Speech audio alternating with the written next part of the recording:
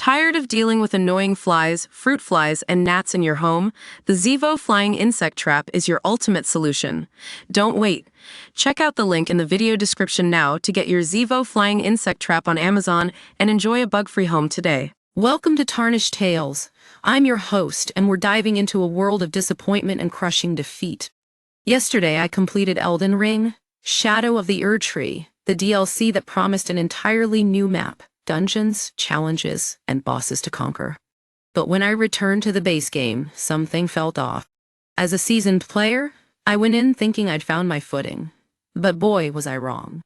The DLC had fine-tuned my gameplay style to be cautious and effective, but unfortunately, it didn't translate to the same level of challenge in the base game. My first stop was Crumbling Farum Azula, where I picked up right where I left off after completing the Shadow of the Erdtree campaign. But what I found was a far cry from the challenges I'd experienced before. The fight against Dragonlord Placidusax, for example, was underwhelming and took only 3 attempts to beat. Now, I'm not one to complain about being overpowered or easily defeated. It's all part of the soul-like experience, right? But this felt different.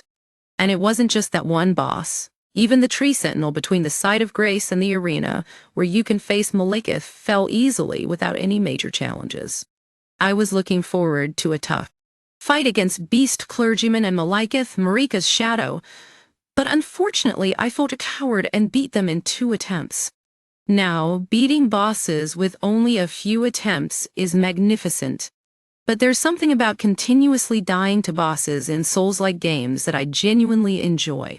Bosses are the pillar of these games, and spending time with them, memorizing their moves, and getting their soundtrack stuck in my head has always been part of the satisfying experience.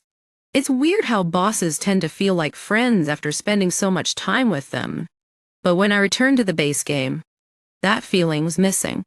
I'm not sure if the DLC made me over-leveled for the base game, or if it simply fine-tuned my gameplay style to be exceedingly cautious and effective. Whatever the reason, it feels like the experience is lacking something important: challenging bosses in Elden Ring.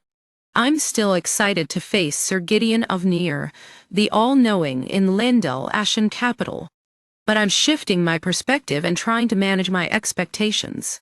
Can I really expect to be challenged by the final bosses in Elden Ring? Will they live up to the standards set by Shadow of the Erdtree's incredible combat encounters? Only time will tell. But one thing is for sure, I'll still proceed with completing the campaign, invested as I am in Ranni's questline, and wanting to finish on a high note. Wish me luck, folks, because I'm about to embark on this uncertain journey and see where it takes me.